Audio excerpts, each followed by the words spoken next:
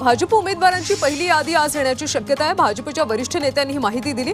महायुतीमध्ये तिढा असलेल्या जागांवर तोडगा निघाल्याची सूत्रांची माहिती आहे। तर महायुतीमध्ये अडचणीच्या ज्या जागा होत्या त्यामध्ये अर्ध्यापेक्षा जास्त जागांवर तोडगा निघाल्याची माहिती आहे। मुंबईमध्ये आजही महाविकास आघाडीची बैठक होणार आहे। बैठकीमध्ये जागा वाटपावर चर्चा होणार आहे। कालही हॉटेल ट्रायडंटमध्ये जागा वाटपावर चर्चा झाली। दरम्यान आज तरी जागा वाटपाचा तिढा सुटणार का हे पाहणं महत्त्वाचं आहे। शिवसेना उद्धव ठाकरे पक्षाच्या उमेदवारांची नावं निश्चित होणार आहेत। इच्छुक उमेदवारांना मातोश्रीवर बोलावलं जाणार आहे। त्यानंतर इच्छुक उमेदवारांची नावं आज निश्चित होण्याची शक्यता आहे। महाराष्ट्र काँग्रेसचे प्रदेश अध्यक्ष नाना पटोले, गटनेते बाळासाहेब थोरात, विरोधी पक्षनेते विजय वडेट्टीवार आज दिल्लीला जाणार आहेत। सकाळी 10 वाजता स्क्रीनिंग कमिटीची बैठक होणार आहे। त्यानंतर संध्याकाळी 6 वाजता ते केंद्रीय निवडणूक समितीच्या बैठकीला उपस्थित राहणार आहेत।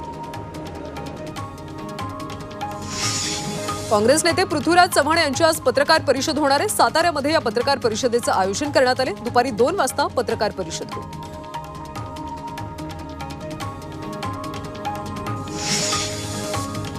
मनोज जरांगे पाटील आज राज्यस्तरीय बैठक घेणार आहेत। अंतरवाली सराटीमध्ये ही बैठक पार पडेल। उमेदवार उभे करणार की पाडणार याचा अंतिम निर्णय या बैठकीत होणार आहे। सकाळी 10 ते संध्याकाळी 4 वाजेपर्यंत बैठक होणार आहे। संभाजीनगरमध्ये मुस्लिम धर्मगुरू सज्जाद नोमानी आणि मनोज जरांगे पाटील यांच्यामध्ये भेट झाली। या दोघांमध्ये तब्बल 2 तास चर्चा झाली। विधानसभा निवडणुकीच्या अनुषंगाने ही भेट झाल्याची माहिती समोर आली। सोलापूरमध्ये मराठा समाजातल्या इच्छुकांच्या रांगा लागल्यात। जिल्ह्यातल्या 11 मतदारसंघांसाठी 150 उमेदवार इच्छुक आहेत। काल सोलापूरमध्ये इच्छुकांच्या मुलाखती पार पडल्या। यावेळी 150 इच्छुकांनी मुलाखती देत उमेदवारीची मागणी केली। शिवसेना उद्धव ठाकरे पक्षाकडून उमेदवार जाहीर होण्याआधीच आमदार भास्कर जाधव यांनी प्रचार सुरू केला। मशाली समोर बटन दाबून उमेदवाराला विजयी करा असं आवाहन आमदार भास्कर जाधव यांनी केलं। मनसेचे युवा नेते अमित ठाकरे माहीममधून विधानसभा निवडणूक लढण्याची शक्यता। अमित ठाकरेंनी माहीममधून लढावं अशी मनसेच्या कार्यकर्त्यांची इच्छा आहे। अमित ठाकरेंसाठी भांडूप, मागाठाणे आणि माहीमची निवड करण्यात आली।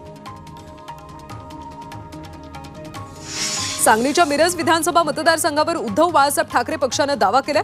काँग्रेसने ही जागा घेऊ नये तसंच उपरा उमेदवार देऊ नये अन्यथा शिवसैनिकांचा उद्रेक होईल असा इशारा ठाकरेंचे जिल्हाप्रमुख संजय विभूते यांनी दिला। चंद्रपूरमध्ये महायुतीमध्ये बिघाडी झाल्याचं चित्र आहे। ब्रह्मपुरी मतदारसंघावर शिवसेनेनं दावा केलाय। महायुतीमध्ये चंद्रपूर जिल्ह्यातल्या 6 पैकी 2 जागा शिवसेनेनं मागितल्यानं भाजपची मोठी अडचण झाली।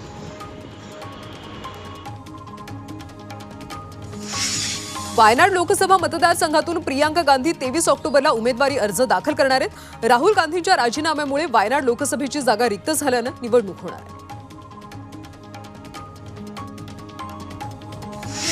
महाराष्ट्र बहुजन सन्मान पार्टी विधानसभेच्या 100 जागांवर उमेदवार देणार आहे। पक्षप्रमुख मारुती केसकर यांनी ही माहिती दिली। यावेळी महिलांना निम्म्यापेक्षा अधिक उमेदवारी दिली जाईल। महागाई, बेरोजगारी दूर करण्याचा प्रयत्न केला जाईल असं पार्टीच्या जाहीरनाम्यात नमूद केलं। महाविकास आघाडीमध्ये जागा वाटपावरून होत असलेला वाद मिटवण्यासाठी शरद पवार यांनी पुढाकार घेतला। विदर्भातल्या तिढा असलेल्या जागांवर काँग्रेस आणि शिवसेना उद्धव बाळासाहेब ठाकरे पक्षातला वाद चव्हाट्यावर आला होता। अशा परिस्थितीत शरद पवार यांनी स्वतः काँग्रेस नेत्यांशी चर्चा केली। शिवसेना उद्धव बाळासाहेब ठाकरे पक्षाकडून विधानसभा निवडणुकीसाठी 43 उमेदवार ठरले असल्याची माहिती विश्वसनीय सूत्रांनी दिली। या 43 उमेदवारांना तयारीला लागण्याचे आदेश मातोश्रीवरून देण्यात आल्याची माहिती आहे। महाविकास आघाडीमध्ये जागा वाटप अंतिम झालं नसताना महाविकास आघाडीचा घटक पक्ष असलेल्या समाजवादी पक्षानं 4 उमेदवार जाहीर केले। त्यामुळे जागा वाटपाआधीच महाविकास आघाडीमध्ये बिघाडी झाल्याचं पाहायला मिळतं। समाजवादी पक्षाचे राष्ट्रीय अध्यक्ष अखिलेश यादव यांनी 4 उमेदवारांची नावं जाहीर केली। केंद्रीय गृहमंत्री अमित शहांनी महायुतीतल्या नेत्यांना कानमंत्र दिलाय। पक्षीय मतभेद बाजूला ठेवून प्रत्येक उमेदवार महायुतीचा समजून प्रचार करा असं आवाहन शहा यांनी केलं। महायुतीमध्ये बंडखोरी होणार नाही याचीही काळजी घ्या असं शहा म्हणाले। महायुतीची जागा वाटपाची चर्चा अंतिम टप्प्यात आहे। याबाबत सकारात्मक चर्चा झाल्याची माहिती उपमुख्यमंत्री देवेंद्र फडणवीस यांनी दिली। तर क्लिअर झालेल्या जागा तो पक्ष आपल्या सोयीने जाहीर करणार असल्याचं फडणवीस म्हणाले। कोल्हापुरात महाविकास आघाडीमध्ये बिघाडी झाल्याचं पाहायला मिळतंय। काँग्रेस नेते सतेज पाटलांच्या विरोधात राष्ट्रवादी काँग्रेस शरदचंद्र पवार पक्ष आक्रमक झालाय। जागा वाटप सतेज पाटील यांनी विश्वासात घेत नसल्याचा आरोप पक्षाचे जिल्हाध्यक्ष व्ही.बी. पाटील यांनी केला। ज्योती मेटेंनी लोकसभा निवडणुकीतून माघार घेतली असली तरी विधानसभा निवडणूक लढणार असल्याचं जाहीर केलं। महाविकास आघाडीशी बोलणी सुरू आहे। शरद पवारांची बैठक झाल्याचं त्यांनी सांगितलं। जरांगे पाटील यांची भेट घेऊन ही निवडणूक लढणार असल्याचं ज्योती मेटे यांनी जाहीर केलं। माजी आमदार सुभाष साबणे यांनी भाजपला रामराम ठोकला। काँग्रेसमधून भाजपात प्रवेश केलेले जितेश अंतापूरकर यांना देगलूर विधानसभेची उमेदवारी मिळणार असल्यानं साबणे नाराज झाले। तर सुभाष साबणे तिसऱ्या आघाडीकडून विधानसभेत उतरणार असल्याची सूत्रांची माहिती।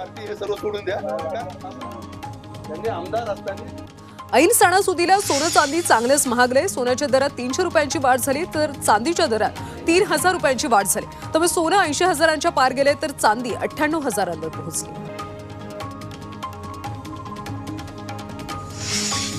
मध्य रेल्वे आणि हार्बर मार्गावर आज विविध अभियांत्रिकी कामांची दुरुस्ती करण्यासाठी मेगा ब्लॉक घेतला जाणार आहे। कुर्ला वाशी अपणी डाऊन मार्गावर सकाळी 11 वाजून ते दुपारी 4 वाजेपर्यंत ब्लॉक असणार आहे, तर पश्चिम रेल्वेवर आज मेगा ब्लॉक नसेल। पुणेकरांना लवकरच 4 नव्या वंदे भारत ट्रेन मिळणार आहेत। पुण्यातून नुकताच काही दिवसांपूर्वी 2 वंदे भारत एक्सप्रेस सुरू झाल्या होत्या। आता पुन्हा पुण्यावरून शेगाव, बडोदा, सिकंदराबाद आणि बेळगाव या मार्गावर 4 नव्या वंदे भारत ट्रेन धावणार आहेत। म्हाडाच्या कोकण मंडळाच्या लॉटरीला अर्जदारांचा थंड प्रतिसाद मिळतो। 8 दिवसात केवळ 1301 इच्छुकांचे अर्ज प्राप्त झाले। त्यापैकी 424 जणांनी अनामत रकमेसह अर्ज सादर केलेत, अशी माहिती म्हाडाच्या वतीने देण्यात आली।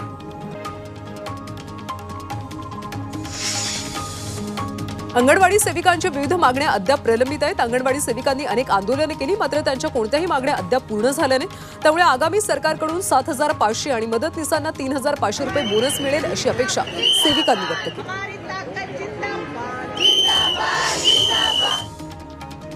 पुण्यामध्ये पुन्हा हेल्मेट सक्तीची अंमलबजावणी करा असे आदेश रस्ता सुरक्षा समितीने दिलेत। वाढत्या अपघातांच्या घटनांमुळे हा निर्णय घेण्यात आला। त्यासोबत बेशिस्त वाहन चालवणाऱ्यांवर आता कठोर कारवाई करण्यासाठी रस्ते सुरक्षा नियमावलीच्या धोरणात बदल केला जाणार आहे। विजया रहाटकर यांची राष्ट्रीय महिला आयोगाच्या अध्यक्षपदी निवड करण्यात आली। याआधी त्या राज्य महिला आयोगाच्या अध्यक्षा होत्या। त्याचबरोबर भाजपकडून राजस्थान विधानसभा निवडणुकीची जबाबदारी सुद्धा विजया रहाटकर यांच्यावर होती। बदलापूर कर्जत रस्ता मृत्यूचा सापळा बनलाय। शिरगाव एमआयडीसी परिसरात रस्त्यावर प्रचंड खड्डे पडले। गेल्या 2 ते 3 वर्षात हे खड्डे एकदाही बुजवलेले नाहीत, त्यामुळे वाहन चालकांना जीव मुठीत घेऊन प्रवास करावा लागतो।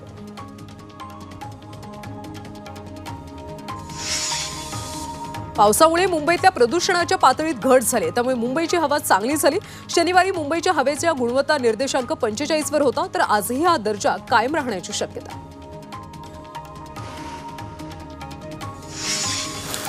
अहिल्यानगरमध्ये परतीच्या पावसानं हजेरी लावली। पावसामुळे अनेक ठिकाणी रस्ते जलमय झाले, तर ओढे नाले प्रवाहित झाले। तसंच उकाड्यानं हैराण झालेल्या नागरिकांना पावसामुळे दिलासा मिळाला।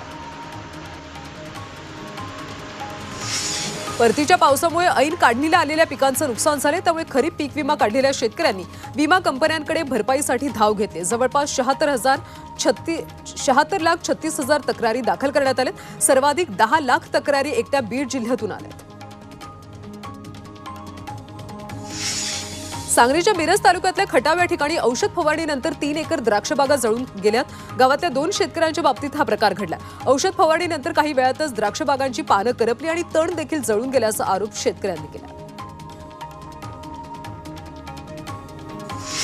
मावळमध्ये परतीच्या पावसामुळे पिकांचं मोठं नुकसान झालंय। पावसामुळे भात पिकं जमिनीवर मोडून पडलीत। परतीच्या पावसामुळे पाणी शेतात साचल्यानं पिकं शेतातच कुजू लागले। सरकारनं तात्काळ पंचनामे करून नुकसान भरपाई देण्याची मागणी शेतकऱ्यांनी केली। नांदेडमध्ये अतिवृष्टीमुळे कापसावर रोगाचा प्रादुर्भाव झालाय। जिल्ह्यातल्या अनेक कापसाच्या पिकांवर लाल्या रोग पडला, तसंच तुडतुडे आणि कळवी रोगाची देखील लागण झाली। त्यामुळे पंचनामे करून मदत करण्याची मागणी शेतकऱ्यांनी केली।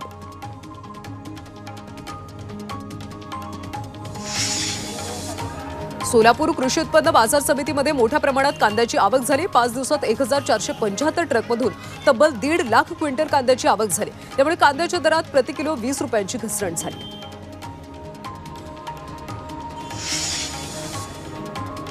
वाशिममध्ये अतिवृष्टीमुळे तूर पिकांचं मोठं नुकसान झालंय। बदलत्या वातावरणामुळे पिकावर मर रोगाचा प्रादुर्भाव झालाय, त्यामुळे तूर पिकांचं उत्पादन घटण्याची शक्यता असल्यानं शेतकऱ्यांच्या चिंतेत वाढ झाली। अकोल्यामध्ये पर्यावरण प्रेमींकडून इको साहित्य प्रदर्शनाचं आयोजन करण्यात आलं। कागदाच्या लगद्यापासून विविध साहित्य तयार करण्यात आले। तसेच या उपक्रमात निसर्गप्रेमी मोठ्या प्रमाणात सहभागी झाले।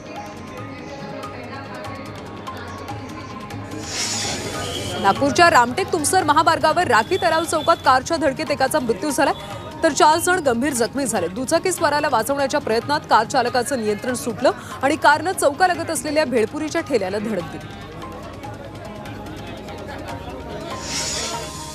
अकोल्यातल्या नवीन उड्डाणपुलावर दुचाकीचा भीषण अपघात झालाय। दुचाकीच्या समोरून येणाऱ्या वाहनानं दुचाकीला जोरदार धडक दिल्यानं हा अपघात झाला। मात्र अपघातात दुचाकी चालकाचा मृत्यू झाला। पुण्यातल्या आंबे गावात 25 एकर ऊस जळून खाक झालाय। गावडेवाडीमध्ये एका शेतकऱ्याच्या ऊसाच्या शेताला ही आग लागली। विद्युत तारांच्या शॉर्ट सर्किटमुळे आग लागल्याचा अंदाज आहे। ऊस जळून खाक झाल्यानं शेतकऱ्यांचं मोठं नुकसान झालं।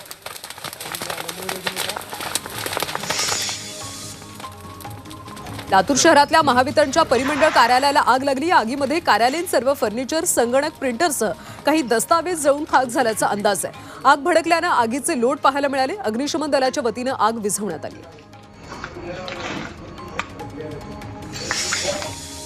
पुण्यातल्या बोबदेव घाट सामूहिक बलात्कार प्रकरणातल्या पीडित तरुणीला 5 लाखांची मदत केली जाणार आहे। विधी सेवा प्राधिकरणाकडून मनोधैर्य योजनेअंतर्गत ही मदत दिली जाणार आहे। यातली 25% रक्कम तरुणीला रोख दिली जाईल, तर उर्वरित 75% रक्कम 10 वर्षांसाठी पीडित तरुणीच्या नावे बँकेत ठेवली जाणार आहे। मुंबई विमानतळावर सीमा शुल्क विभागानं 2.25 कोटींचं सोनं जप्त केलं। अधिकाऱ्यांनी 2 किलो 427 ग्रॅम सोनं जप्त केलं। याशिवाय 42 लाख रुपये किमतीच्या इलेक्ट्रॉनिक वस्तूही जप्त करण्यात आल्या। यामध्ये मोबाईल आणि टॅबलेटचा समावेश आहे। यामध्ये वेगवेगळ्या 7 तस्करांना अटक करण्यात आली। पुण्यामध्ये एका प्रसिद्ध सराफा व्यावसायिकडे 10 कोटी रुपयांची खंडणी मागण्यात आल्याचं उघड झालंय। लॉरेन्स बिश्नोई टोळीच्या नावाने सराफ व्यावसायिकाला ईमेल पाठवून धमकी देत ही खंडणी मागण्यात आली। या प्रकरणी गुन्हे शाखेकडे तक्रार करण्यात आली।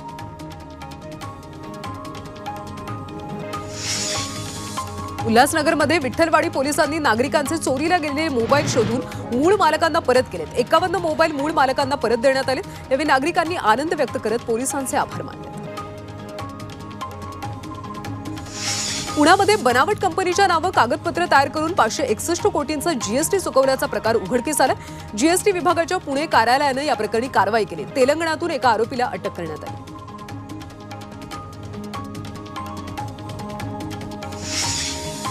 स्विमिंग शिकवण्याची नवी पद्धत या व्हिडिओमधून पाहायला मिळतोय। पहा हा व्हिडिओ। वडील आपल्या दोन्ही मुलींना स्विमिंग पूलमध्ये फेकून देतात। त्यावेळी या मुलीही न घाबरता पाण्यात पडतात आणि हातपाय मारतात। थोड्याच वेळात दोघी पोहत पाण्यातून बाहेर येतात।